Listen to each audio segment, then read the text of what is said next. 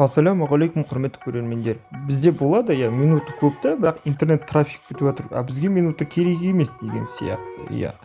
Біз Теле2 қосымшасын жүктейміз, номермен кіреміз. Ең басты бетте бізде обменять деген бар. Обменять басамыз, алмастыру ғой. Сосын қараңыз, ползунокта қыстыраламыз мына.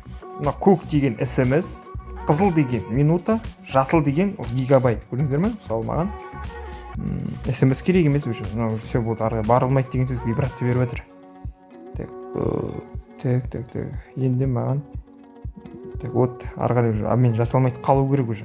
Курс 10 минут 1 гигабайт, 1 гигабайт 10 минут, 50 SMS 1 гигабайт, 50 SMS 10 минут.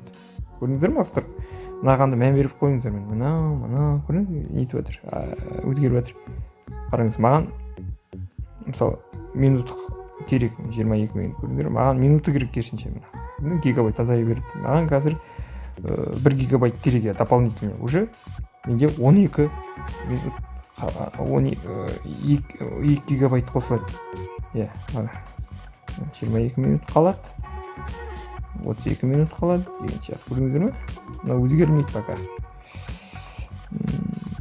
Так, ладно, мен 10 минутта ауыстырамын. Менде 12 минут қалады, сосын 6 гигабайт болады. Обменять басайын. Болды. Уже санаулы минут емес, санаулы секундтардың ішінде. Көрдіңіздер ме? Өзгеріп кетті уже. Менде 12 минут қалды, зато интернетке кіре аламын. Маған пока минут керек емес. Так, примерно осындай сообщениялар келеді. 2 гигабайтты 20 минутқа ауыстырдыңыз деген сияқты. Немесе 20 минутты 2 гигабайтқа деген сияқты сообщение келеді. Сіздерден сұрайтын подписаться басып, лайк басуды сұраймын.